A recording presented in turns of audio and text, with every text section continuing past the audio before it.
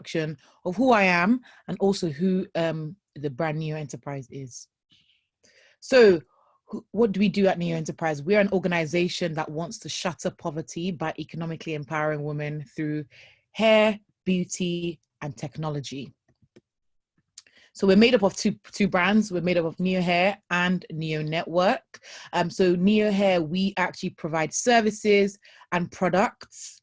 So we service clients across the Midlands, and Niyo Network is an amazing network that hosts events, massive large-scale events here in the Midlands, as well as run programs. One of the programs that we're going to be starting to run is our coding bootcamp for Black females, which is super, super exciting. We're collaborating with Coding Black Females for that.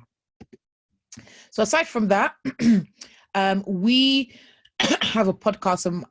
I and Laulu have a podcast, and Laulu is my business partner, and we basically talk about our journey and how we're finding entrepreneurship, as well as any tips that we can give to our audience. So if you don't know already about the Woke Up podcast, be sure to follow us, and we're on all platforms. So be sure to follow us on all platforms. So, as I said, today's the last series. We've had an amazing 2 weeks so far. We've had myself talk about, the reality of the economy post-COVID, looking at recession and the trends that, economic trends and how it affects businesses, and also equipping people that have joined to know how to bounce back from it. We've had a session with Dominique as well as Dawn Marie. They covered a lot about marketing and communication. How can we, connect with our customers right now and also post-COVID? And we had an amazing session on Monday with Lulu Pierre and Andy Ayem, and they literally shut it down. Andy was talking about the reality of getting investment right now, as well as, how can people connect? How can brands connect with their product, and how can brands connect with their consumers, as well as share their products in the most sensitive manner today. And lastly, we had Lulu as well. Lulu spoke a lot about lead generation, especially during crisis. And today we are going to be having my business coach, Daniella Genas, who's going to be, she's a strategy expert. So she's going to be talking about risk and strategy. We've also got Lauren LeFranc, the founder of Little Coffee Company. It's a company that basically empowers female farmers in Jamaica to basically make coffee, and she's going to be talking about supply chain management, as well as how giving us some legal help. So that's kind of what today's the last day. So for those who have been consistent and have been here all throughout the last couple of weeks, you are going to be getting the recordings and the slides from these sessions. So I'm super excited for you guys to get that. And also, we also have some recession readiness resources as well that we will be sending out to all the people that are registered to this. So with no further ado, I'm going to hand over to Daniella. So Daniella, do you want to go ahead? Share screen. Let me stop sharing my screen. Okay. Right, can you see my screen? Can you hear me first and foremost? Yeah. Awesome. Can you see my screen? Also, yes. By the way, guys, also make sure that you're interacting in the chat. If you have any questions, interact in the chat. And then we will have time where people can unmute themselves for questions if you need to. Awesome. So hi, everyone. I am Daniella Genas. I am the founder of She's the Boss International. I am also a senior business advisor for Enterprise Europe Network, essentially for both the work I do with Enterprise Network and She's the Boss. I support ambitious entrepreneurs, primarily female but not exclusively, to start and grow profitable, sustainable, systems-led businesses that are not reliant on owners and founders. Today, I wanted to talk about the key things that you should be focusing on over the next 24 months in relation to building a sustainable business, or I suppose maintaining a sustainable business. So I'm going to be looking at a few key areas, but by the end of my kind of presentation, I want you to have a clear understanding in your head about what you should really be focusing on to ensure that your business comes out of the lockdown with a plan of action of how to ensure that you're sustainable. If there's any questions, obviously I'm happy to answer them at the end, but I'm just going to whiz through it. So looking at strategy as the first key point, because of what's happened, a lot of people have been, I suppose, thrown into a tailspin. Nobody expected this situation to occur, and therefore most people hadn't planned for it. And the strategies that you may have already had in place may seem null and void.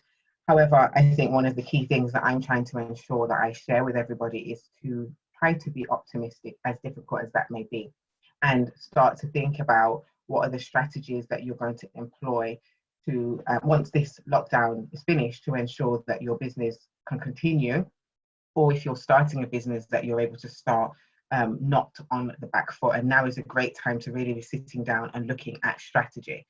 So on the screen, you can see what is strategy. Strategy defined is a high-level plan to achieve one or more goals under conditions of uncertainty. Now, what more uncertain is there? Like, have we ever been in a situation where the future has been more uncertain than now?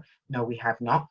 So now is a great time to really be sitting down and considering what is the plan that we need to put together, because of the fact that we're uncertain. And one of the key things that I want to say is I don't think there should be anyone in any industry now, other than possibly event management, unfortunately, that should really be thinking that business is finished and it's over and done with. But even within the events industry, I think the buzzword at the moment is around pivoting, and everybody keeps saying you need to pivot and you need to have a pivot strategy. And whilst I, in some respects, agree with that, I think what's more important is innovation, and how can you be more innovative to ensure that your business kind of lasts post-COVID lockdown. So the first step in that strategy, I would say, is determining what the vision is. So again, trying not to be too pessimistic. So I've spoken to people who are saying, well, I can't have a vision because I don't know what's going to happen, and whatever vision I come up with, I don't know it's going to happen because I don't know how this whole situation is going to pan out. So what advice would I give? Number one of the key things that is important in having a strategy is focusing on different scenarios. So create a vision in the first instance that includes the scenario that in a given period of time, whether that be next month, September, the end of the year, life will resume as normal, and let that be kind of your first strategy. But then also have not necessarily a backup vision, but a vision that takes into consideration this lockdown period lasting a little bit longer than that. So having two kind of parallel visions, but not letting the uncertainty of the situation stop you from having a big vision. So continue to think big. And in determining what that vision is, you really do need to be strategic in terms of looking at the marketplace. So don't completely ignore what's going on, because that would be ignorant of you to do so, but actually really stop and consider what's going on in the world, what's going on in the markets, what's going on in the financial markets, what is viable in terms of a vision, and making sure that you're picking a specific time frame. I would say 3 years. I always say doing a 3-year vision is the best vision to do, because 3 years is not so short that you don't have time to actualize things, but it's not so long in the future that you feel that you're just going and you're not getting any closer to it. A 3-year vision, you can, I don't know about you, but the last 3 years of my life have gone quite quickly. Now, if you're thinking about 3 years from now, the first 6 months of that 3 years, although every point in life is important, if you consider that the COVID-19 is potentially going to last, what, 6 to 12 months, that doesn't stop you from achieving something in 3 years' time. So focusing on that 3-year period, I think, will enable you to really understand this concept of being able to continue to think big and not kind of minimize your vision to accommodate what's going on presently and today. So really think about, and I think what's really important about what's going on now is we've never had a greater opportunity to stop and take stock. And also, one of the things that I've been speaking about with a lot of people is we always knew that tomorrow wasn't promised.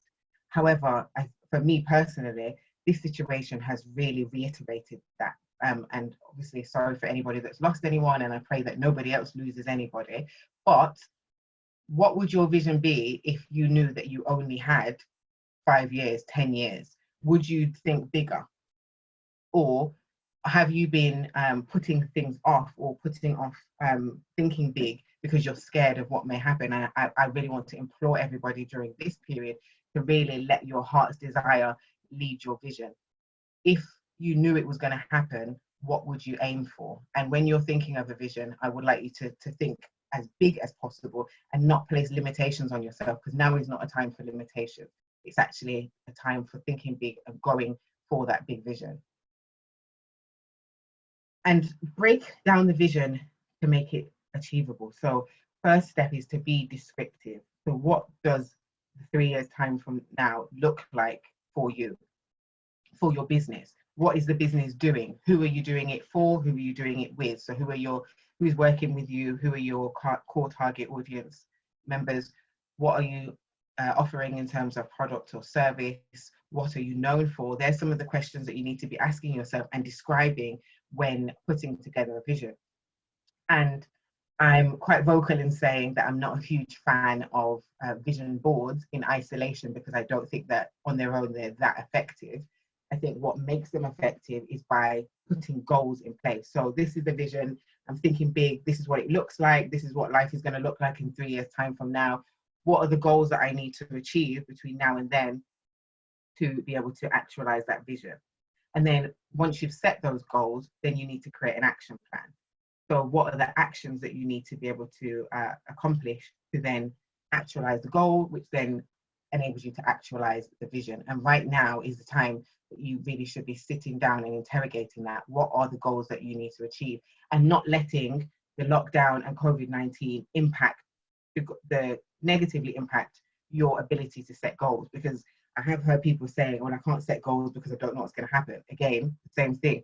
No, we don't know what's going to happen, but actually sitting down and doing nothing is a surefire way to not move forward. Whereas actually, if you set goals in spite of what's going on and you create an action plan and you stick to it, some forward progress is going to be made, irrespective of whether it's the speed that you would have liked or in the exact direction that you would like. You should still do it. And then you need to select within that, so not even as an afterthought, but at the same time, what you should be doing is looking at the key strategies that you want to employ. So do you want to launch new products or new services? Is it that you need to do things differently? So do you need to change processes? Do you want to enter new markets? Do you want to be known as the cost leader? So are you going to be the cheapest, or are you going to be a premium within your marketplace? Do you want to be different? Is there some way that you want to differentiate within the marketplace, or do you want to niche to a specific target group or focusing on a particular niche product or service? And then again, looking at innovation, how can you be more innovative, whether that be through business model innovation? So when we talk about pivoting, a lot of the time, for a lot of businesses at the moment, you will see restaurants have moved to online. Is that particularly exciting innovation? Not really, but it is an example of pivoting and trying to be more innovative through responding to the current circumstances. So how can you do that for your business? And now, again, now is a great time to start thinking about future-proofing your business, because if the social distancing measures continue after the lockdown, so certain people may be able to go back to work and schools may open, but we may not be able to have mass events. How do you get around that? Now is the time to be thinking about how can you be more innovative? And in terms of a long-term strategy, if this does continue for past the 6 months, past the 12 months, how can you respond to that with a refined or redeveloped business model? And you will see that there's businesses that have done really well with kind of pivoting, and there's businesses that haven't. Primark being a key example. Primark have gone from generating a huge amount of money in stores, now they're closed and they can't do anything. And you don't want to be a Primark. So spending time really looking at the different strategies, the different ways you can be innovative, brainstorming, and also not doing it in isolation, I think is really important, because a lot of the time you can be kind of thinking about things, but you think in a specific way. Not speak with somebody else, bounce ideas off somebody else. So I had a client meeting this morning, and the client was saying, I can't think of anything else to do other than this. And I was able to say, well, have you considered this? Have you thought about this? And for her, she would say, that seems fairly obvious, but I didn't think about it. That's because you're in a specific mode of thinking, and you need to take a step back and speak to other people when developing kind of the strategies that you want to be able to move your business forward during this period and after this period.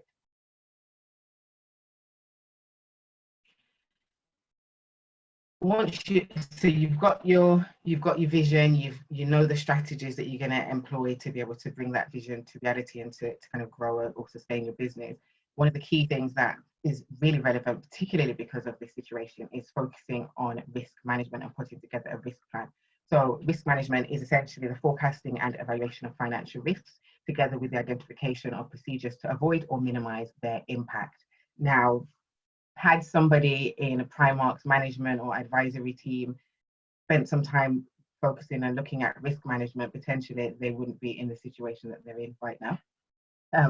So I keep saying somebody who works for Primark needs to be fired pretty quickly, because clearly they haven't been doing their job. But for small business owners, now is a great time, and as depressive as it may seem, now is a great time to start looking at risks. So what are the risks that potentially may face your business over the next 3 years in you trying to actualize your vision? Now, if you can identify those risks, you can then make a plan for how you can either avoid them, minimize the impact, or transfer the risk elsewhere. So it might be something to do with getting insurances or anything that's going to stop your business being completely derailed by the occurrence of this risk. Now, the reason a lot of businesses end up in going into bankruptcy and those things is because they're not looking at risks that may impact their business and not making a plan and not paying attention to how frequently the risks are going to come into their business. If you want to get ahead of that, then you need to have a risk plan. And it's really basic and simple. Look at the different categories of your business. So the high level areas of the business: marketing, finance, operations, HR, and identify some of the key risks that you're going to face in the coming months, in the coming years, and put together a plan for how you're going to mitigate against them. Check that regularly. And again, once everything goes back to normal, in particular, making sure that you're setting time aside each week, each month for reviewing those risks and making sure that the plans you put in place are still relevant, and also assessing and making sure that you're categorizing your risk from kind of the most urgent and the most impactful all the way down to the things that are probably not going to happen, and if they did, are not going to be that impactful. You still need to recognize and prioritize how you're going to work through those.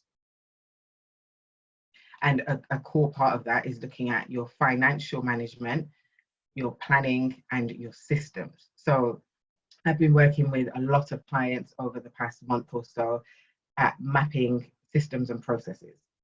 And I'm sure that Oyen can testify to the fact that I'm always banging on about the importance of systems and processes, and it links with risk management. So one of the biggest risks for small business owners is if you're a founder and your business is heavily reliant on you, if something happens to you, that's leaving your business wide open to vulnerabilities, because how is your business going to proceed if you're not able to operate within the business? I said to my client today, a really great way of really understanding the importance of mapping out your systems and processes, other than the kind of worst case scenario, what happened if you died tomorrow, which is quite negative. Nobody wants to be thinking about them dying, and even if they did, your business is probably not going to be a top priority. What happened if tomorrow you lost your memory? And I think that's a really good way of looking at how important it is to map your systems and processes, because everything is in your head, and even if some of it's written down, is everything written down? If you forgot how to do certain elements of your business tomorrow, how would people work out, or even you work out how to do it? And for me, that is a great way of understanding why it's important to map these systems and processes. And also having an exit strategy. If you were to sell your business, or if you wanted to step away from your business for a period of time, how do you build the business in a way to make it as attractive to somebody to want to buy it from you, number one, or as easy as possible for somebody else to step in and run it? And you do that through mapping your systems and processes. The problem is, for a lot of small business owners, they're so busy with the operations on a day-to-day basis that they don't take the time to map out those systems and processes. For most businesses right now, people are not operating. The operation stuff even if you are operating, it's not going to be to the same level as before the lockdown. So now is a really good time to sit down and start mapping out those systems and processes so that, again, once this lockdown period is over, your business has a solid foundation underneath it. And financial systems are also key and integral. A lot of businesses have gone bankrupt because of this lockdown, this COVID scenario. And no, I'm not saying that this is their fault, but there are some businesses that the reason this has impacted them so hard is because they had no sort of financial plans, no financial systems in place, no understanding of their financial situation. I'm sure you've probably seen businesses that, and if we take even COVID-19 out of the equation, but previously you must have seen businesses that were operating, you've gone in, you've purchased something, and then a couple of days later, you've heard that they've gone into administration. It's normally because of lack of financial management, forecasting. So looking at cash flow, a lot of businesses, particularly small businesses, don't have systems for ensuring that the cash flow is being forecasted and is being monitored. And it's boring. It's not the sexiest part of running a business, but it's essential that you set time aside on a regular basis to really be looking at your finances, whether that be through forecasting, so predicting what's going to happen, but also reviewing what's happened and did what you predict, or has your predictions or do your predictions align with the actual fact and reality? And this is where some people fall down as well. So they'll do their cash flows, and I'm not going to mention any names about this, but they'll do their cash flow forecast and not look at them for months. You wasted your time.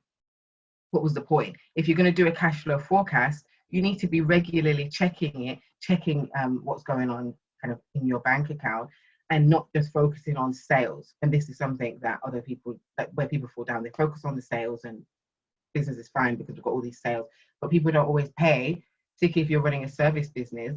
Just because you've got a sale doesn't mean that money's in your bank. And if you're spending, or if you have to spend expenditure because of that sale, but the money's not coming in for a while, you may end up in a situation where you have a cash flow problem. If you have financial systems and processes to safeguard against that, you're always going to be in a stronger position, and it's more likely that your business will be able to stand the test of time. Now, understanding and recognizing your financial situation for periods like this, if you're able to manage your finances effectively, what you will also be able to do is have reserves. Now, as I said, this is a huge worldwide issue in terms of the pandemic and people losing money. So your reserves may not have tided you over this period, but for some people it would have, had they had the reserves in the first place and had been paying attention and had robust financial systems and processes in place. So ensuring that you have them in place, that you review them and you update them on a regular basis is really, really important. And time management, and I feel like now I'm reading this back, it feels a bit jumpy, but time management is really important as well. So you can have the vision, you can have the strategy, you can have the big plans and all the systems and processes in place, but if you're not taking action on a regular, consistent basis, then it's all just a pipe dream and is not going to come to anything in the end. So you're kind of wasting your time. Now, during this period of lockdown, that's obviously easier said than done. And I, for one, have been struggling with my normal process of time blocking. But outside of this period, time blocking I always recommend as a fantastic way of making sure that you're getting things done and you're making progress. During this time, however, one of the key things that I would say is trying to stay in routine, but also making sure that you're regularly reviewing your vision, you're regularly reviewing your goals, you're regularly reviewing your action plan, and breaking it down into small bite-sized chunks. So it may be that on a normal day, you'd be able to time block 7 hours of consistent action. But during this lockdown, your mental may not be in the most focused of space. You may have outside distractions. You may have children like me that are stopping you from working. But where you can grab chunks of time, make sure that the work that you're working on is strategic. So it's in line with you achieving those goals and achieving that vision rather than sporadic. And this is why it's really important to have your vision and your strategies defined and described and outlined, so that when you are able to grab those chunks of time, you're able to be effective. I think a lot of the time, again, with small businesses, it's about just being operational and doing things that are operational in your head is moving your business forward. But actually, if you're just working in the business and not working on the business, then you're just going to go round and round in circles and you're not going to actually make forward progress. You can only make forward progress by combining operational tasks with strategic forward thinking tasks. And I think it's really important to have a balance of the two.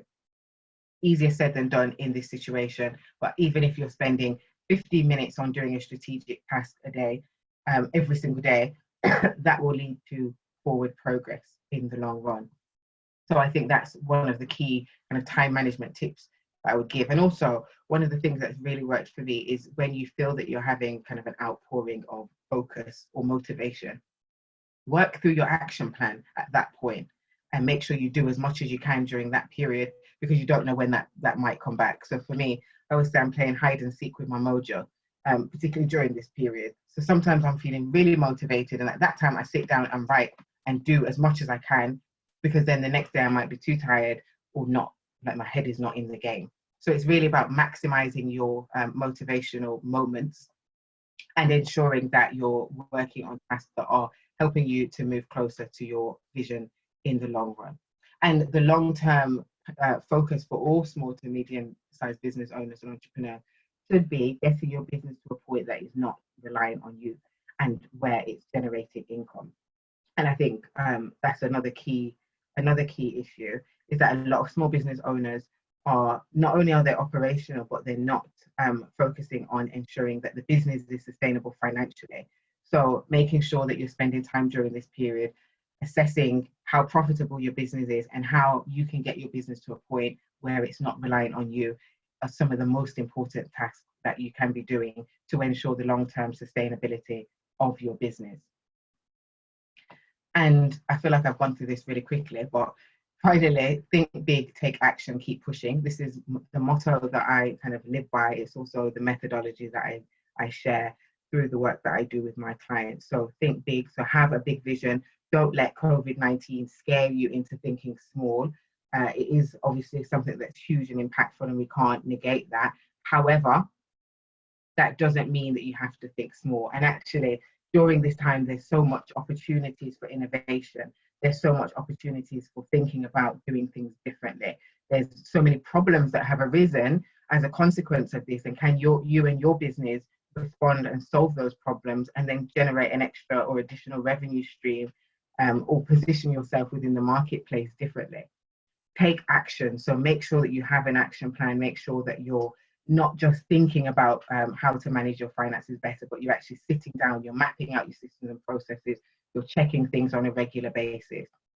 And then finally, keep pushing. So not giving up. And I think there's people that I've spoken to during this period that are feeling very down in the dumps and feeling very negative. And sometimes I'm there. Today I'm feeling fairly motivated, actually. But I think the important thing is the businesses that are going to last or outlast this period are those that don't give up, and those that really try to think about different ways of doing things, and who respond to what's going on in a positive way. So it's not about just ignoring that this is happening. It's okay, this is happening. How can I position my business in a way that during the lockdown or post-lockdown, we're able to continue serving our customers or serve a new set of customers with a new set of services and or products. And if you would like to contact me, my details are on the screen. I apologize if I spoke really, really quickly. I have a tendency to do that sometimes, but I hope you found that useful, and I am happy to answer any questions that anybody may have. Thank you very much, Daniella, for that session. I feel like, you know, all of the lessons that you have to share with us never gets old to me, and it always resonates. So thank you. So for those that have just joined, Daniella just spoken about, you know, strategy and risk throughout this time. If you've got any questions, this is the time to actually ask. It can be anything. So for you to have a background of who Daniella is, she's a business advisor, she's a coach. Yeah, holistically, she's a business mentor, coach, advisor, you name it. If you need support and guidance of how to move your business forward, she's the person to go to.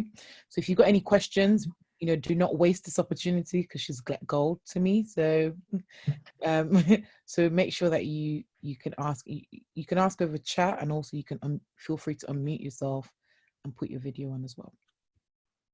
This is that awkward point where you're waiting for somebody to ask a question. Or like everyone's typing. Well, let's hope so. Well, whilst we're waiting for a question, just as a promotional opportunity, I am doing a series of webinars starting next week, back to business basics. So if you go over to my Instagram page, actually the boss Intl, you'll see the sign up information for those where I go deeper into my business journey. Also going to be looking at motivation and also how to develop a really strong strategic vision and to formulate your why. So if you're interested in that, please head on over and sign up. Hi, Daniella. My name is Joyce. Hi, Joyce. Hi. Thank you for this presentation. It was really insightful. I think my question will be about time management, because I know what I need to do, but sometimes I procrastinate and I have like a million post-it. Like I even have one on top that says stop procrastination, because sometimes you get carried away. And I try to like stay focused, but is there, what do you do personally? Like when you find that, I don't know, perhaps like you're in a, you may be focused for a while, but then you're in like a dreaming state. And obviously like with this period, ongoing of lockdown, I think sometimes it's a bit more difficult to focus. And then you said to maximize your motivational moments. And what do you do when there is something you need to do, but like mentally or physically you're exhausted, or it's not the time? Like, there's a few things. So generally and overall, I find accountability really helps me. So one of the things that I generally do is I publicly announce what I'm doing and when I'm going to do it. So at the moment, I'm doing a 30-day yoga challenge. And every day on my personal Instagram, I have to share a video to show that I'm doing it, because I know if I don't have that public accountability, I won't get it done. So a combination of either public accountability or having an accountability partner who I know I have to feedback and report what I've done by a specific date. For some reason, that completely focuses my mind and helps me to get things done.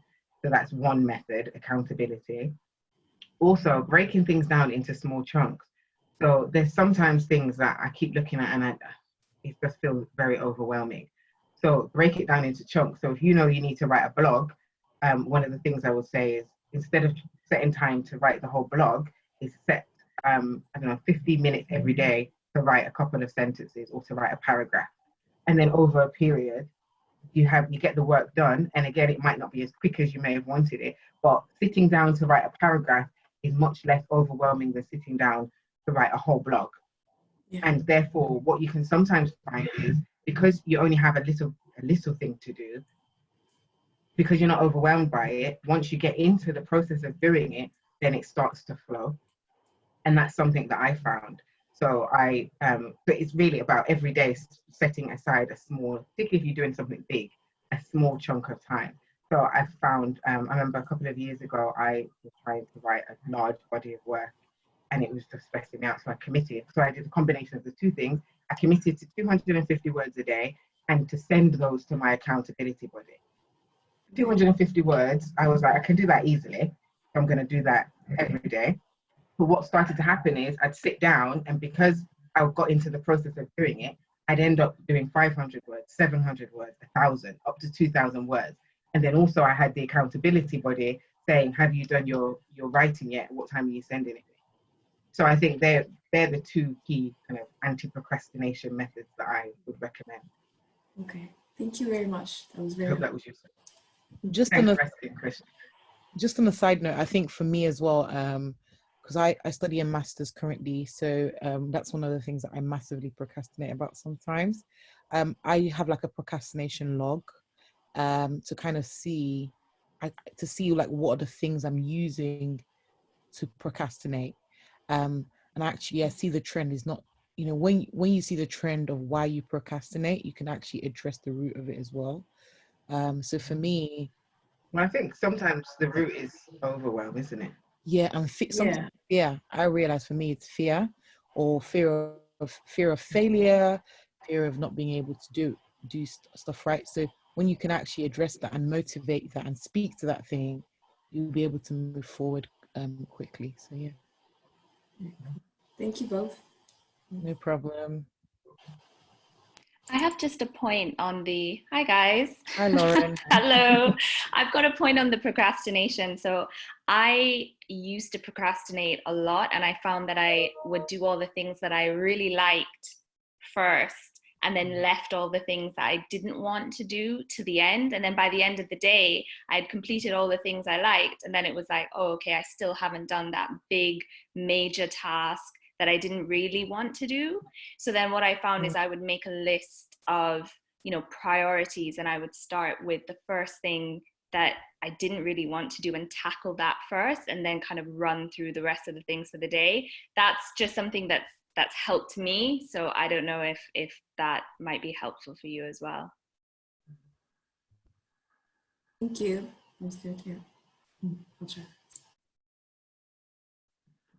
Does anyone else have any questions? Any other questions for Daniella? Remember, she's like gold. You don't want to lose her.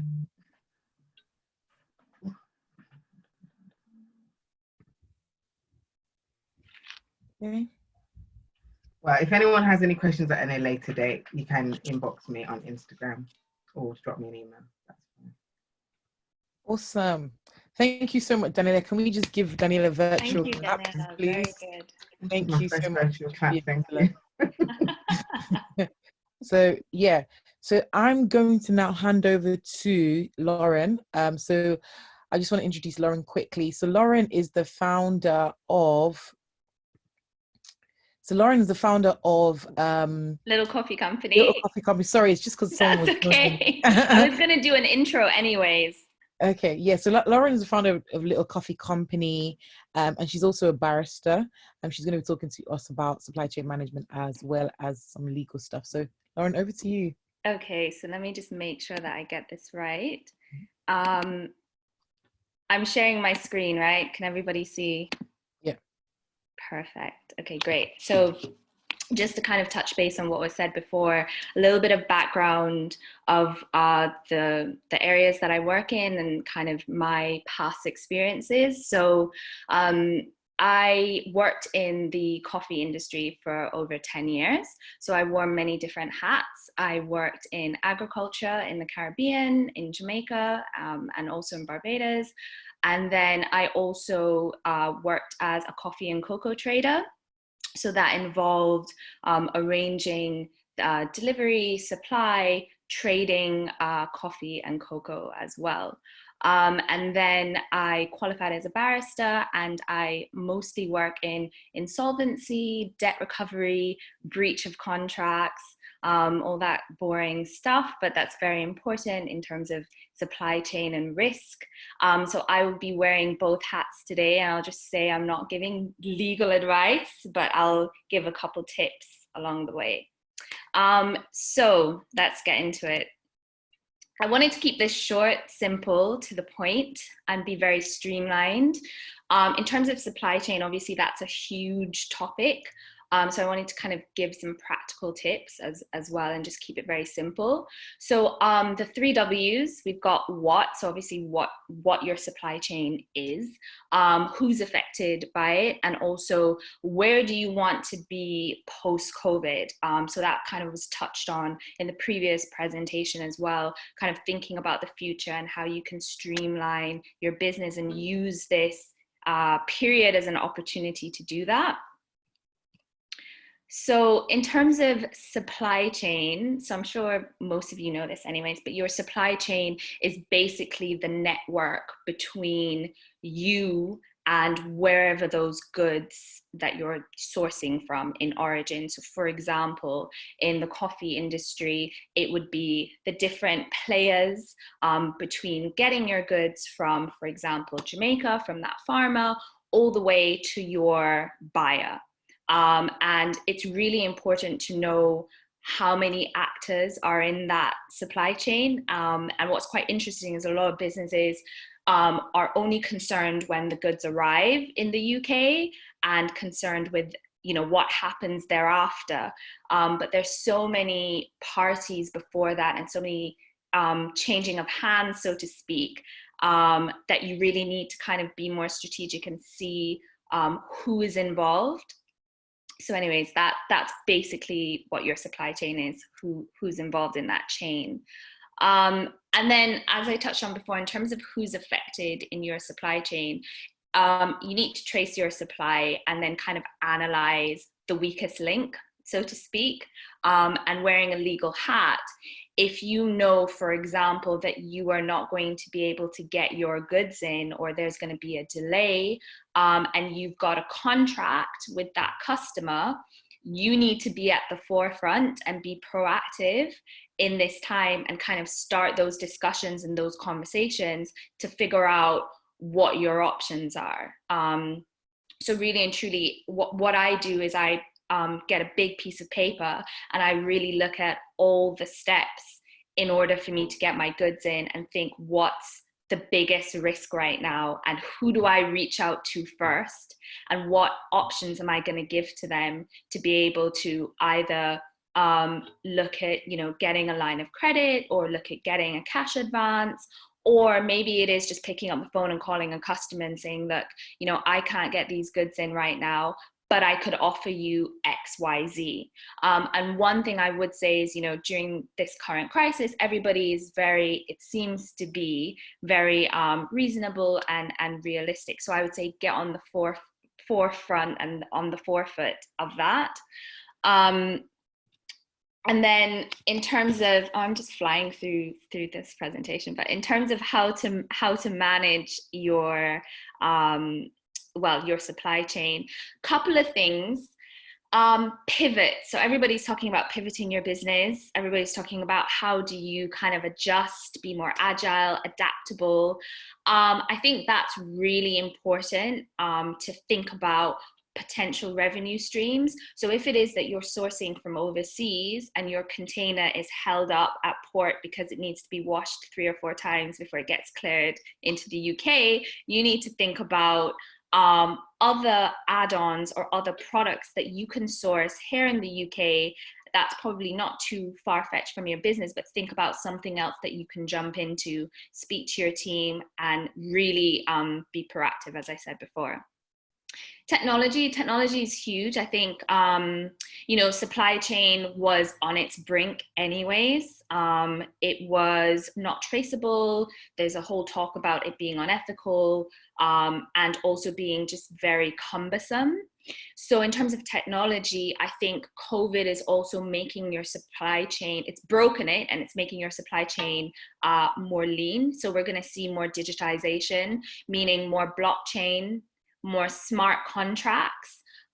So I would suggest looking at digital action. So probably looking at how you can use technology to kind of better assess what products you need to be using, when those products are going to be finishing, and kind of how you can balance between supplying your goods and also then sourcing.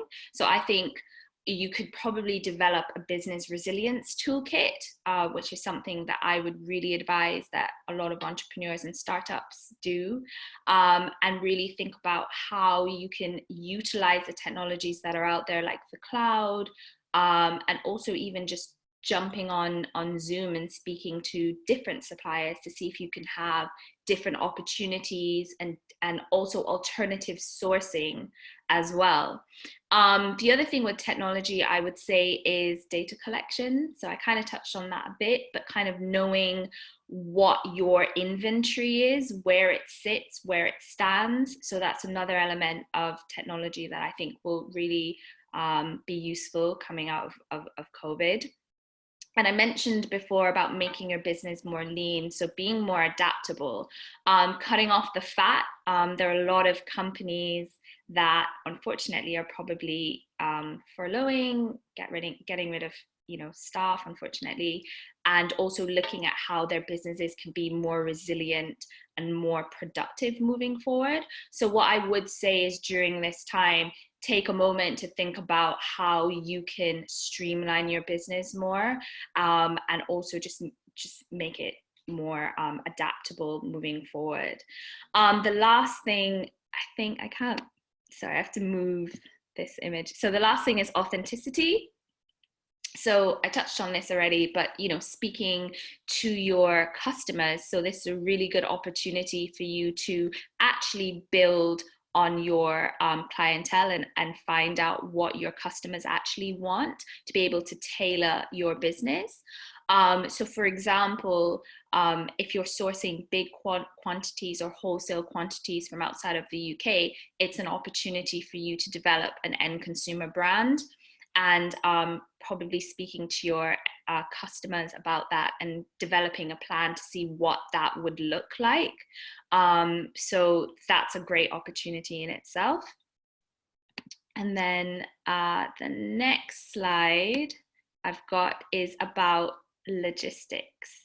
So I always say, like, don't drop the ball. I think logistics is like a really unsexy, like a fat old man topic.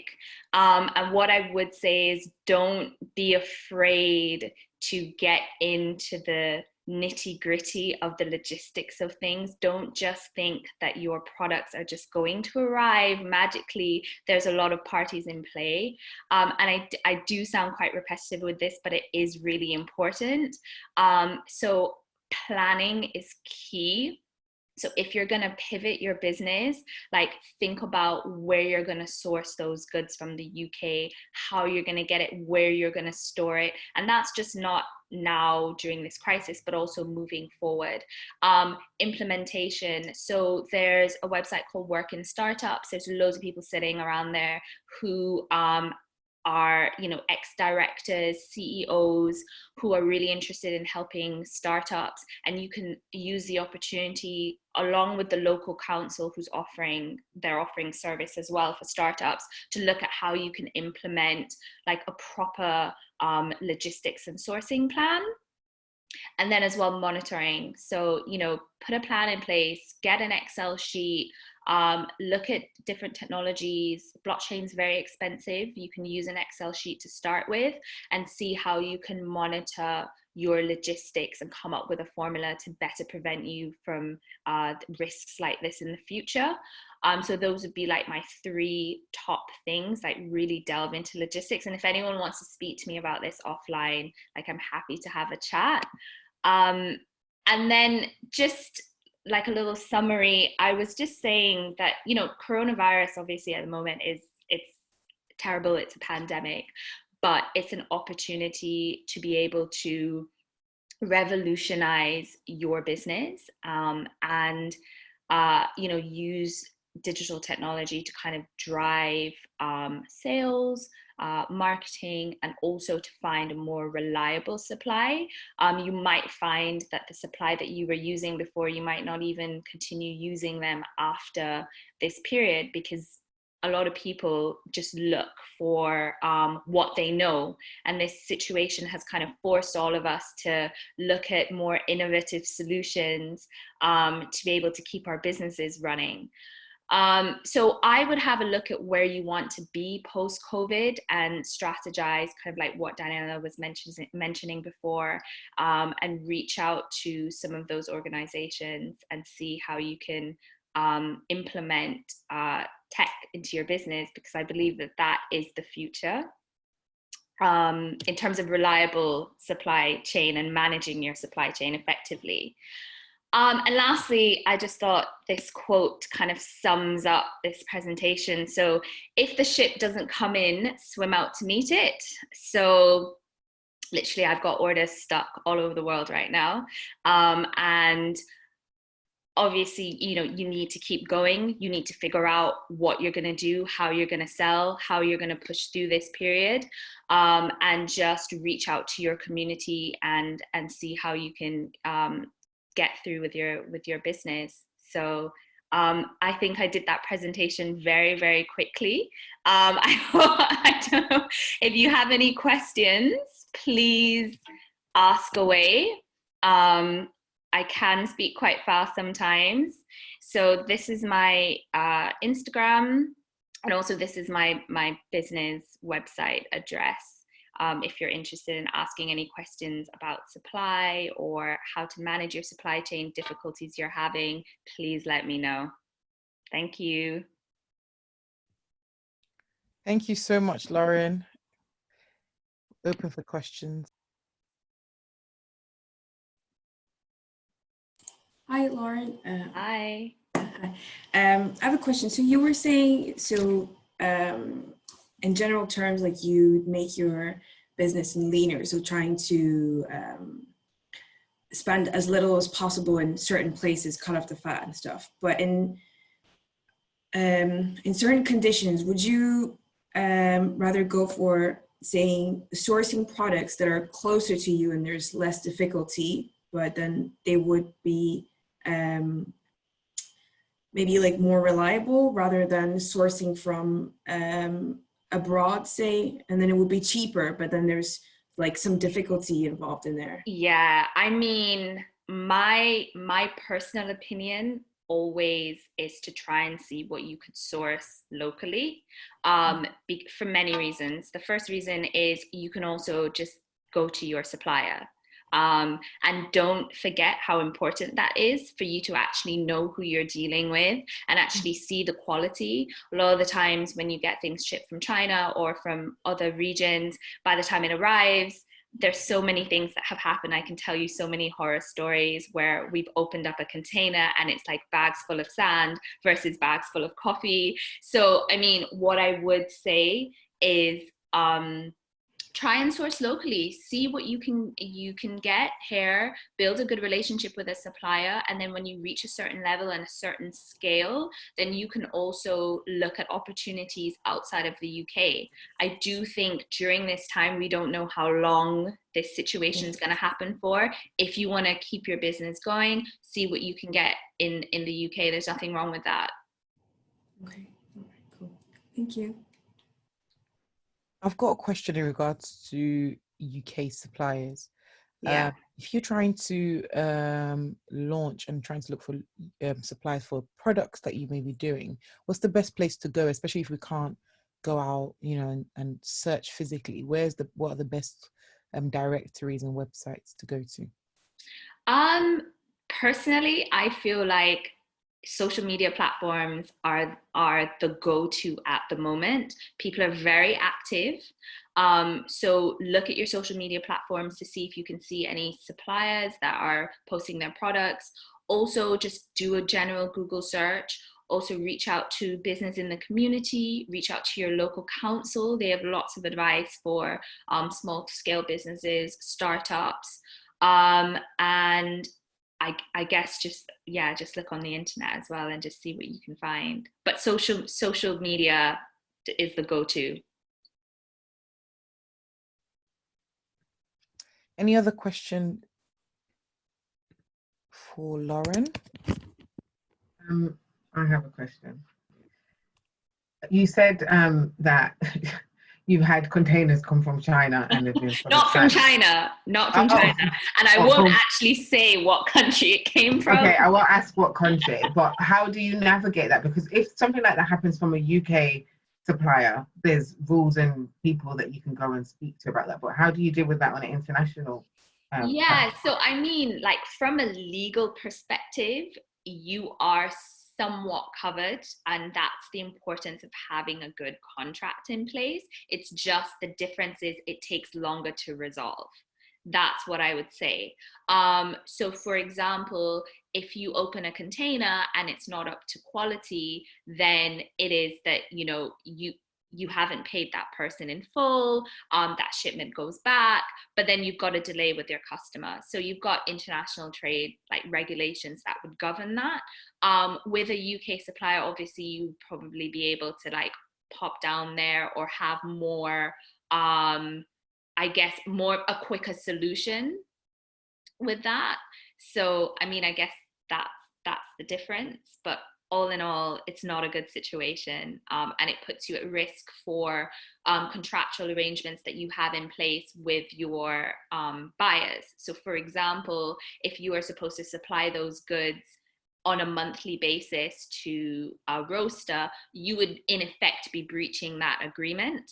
So it's also really important to have good relationships with your customers, because if that person's pissed off and they say, well, you haven't delivered these goods, I'm going to sue you, they're entitled to do so. So fortunately enough for me, the coffee industry is very incestuous.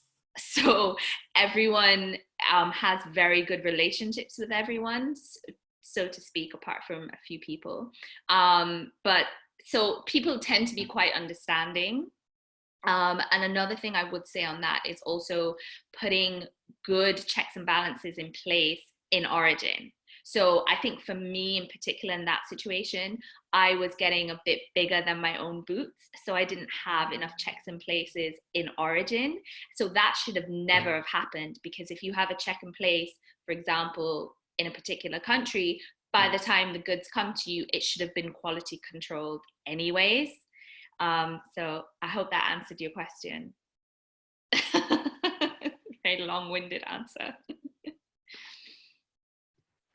I've got another question, Okay. again about supply chain. I think when it comes to starting out, you know, to sell a product and service, not everyone, has the capacity to be able to ship containers and, and the finance. What's your advice? Like if you want to start selling products and you wanted to deal with suppliers, you've got a big dream to earn millions from buying and selling products. What's like the first step? I think it's a huge mistake to source from outside of where you are, like point blank. I just think it's too risky. It really depends on the law that's there as well. So if you're sourcing between, for example, a Commonwealth country and the UK, basically the laws would be the same and you'd be governed with a particular contract. But if you're sourcing from China or Hong Kong, you might not have as much recourse. So my advice would also always be to source from where you are. So sourcing from the UK until you're big enough to have the right team, to have the right checks and balances in place, so that you can then look at sourcing elsewhere. There's so many things, even just clearing goods in the UK and bringing it in, and the tax and the shipment and it's so costly and so cumbersome. And I'm hoping post-COVID that will change a little bit. But if you are a small business and you're just starting out, unless you have the right support and a great team and a lot of money behind you, I would say source from the UK, because they would have already gone through all of the tricky bits. You just have to go and get it delivered to you or go and pick it up.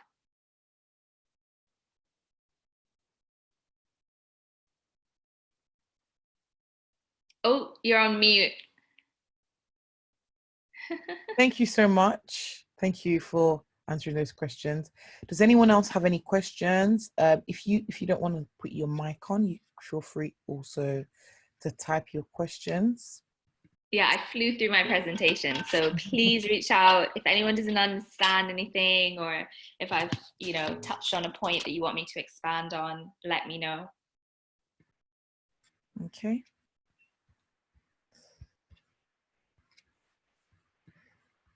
Okay. Right, so if we don't have any questions, you guys have the details of Lauren and Daniella, and you can feel free to, again, as they said, to email them or to DM them.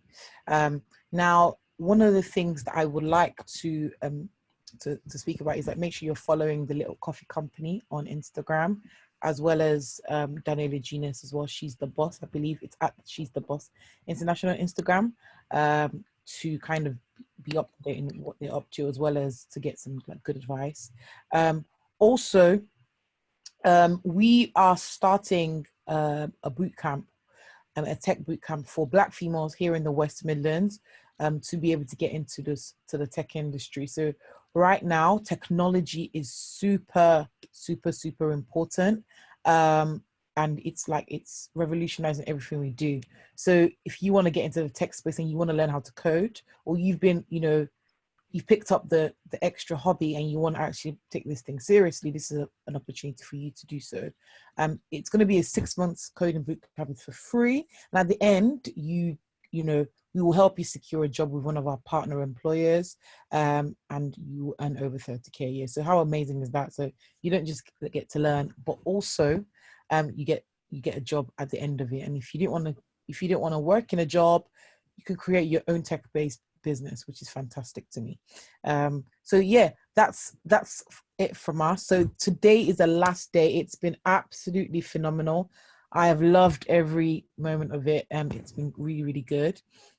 It's our tradition to do a poll, so I'm going to just launch a poll, and I really want everyone to give their feedback of how they found today's session.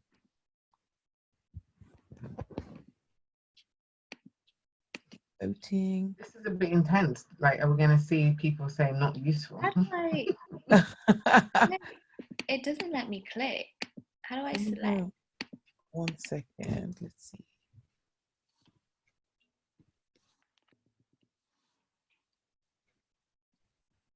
I'm not sure why it's not letting me click. Oh, I can't vote. Oh, I think it's because you're a co-host. I can't vote. Right. Oh, I was wondering how comes I couldn't vote, but I could end the polling. Right, cool. You can vote now, Daniella and Lauren.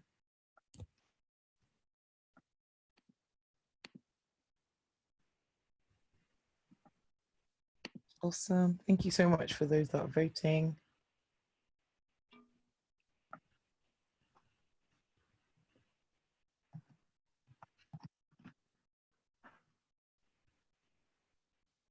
One more person. We're expecting one more person to vote. Can I just do another shameless plug? If you're, and actually, Lauren, I'd love to interview you if, I know this is not the time, but I have a series on YouTube, She's the Boss, Female Entrepreneur Stories, where I interview phenomenal women in business, and I'd love to interview you. Oh, I yes. can send you information. Yeah, please No, do. got your email. Sounds great. Okay, that would be really good. We'll connect.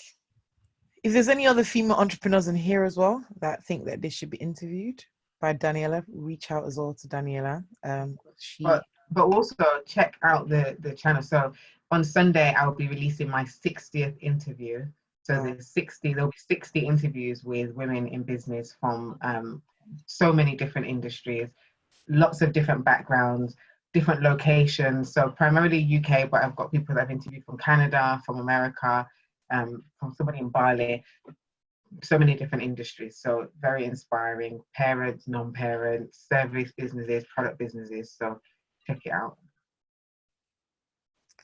Right. Thank you so much, everybody, for joining in. The results are into majority found is very useful, which is amazing. Thank you to all that have voted. And you guys have said that most of you said that you want this monthly. So actually, we may actually bring this in.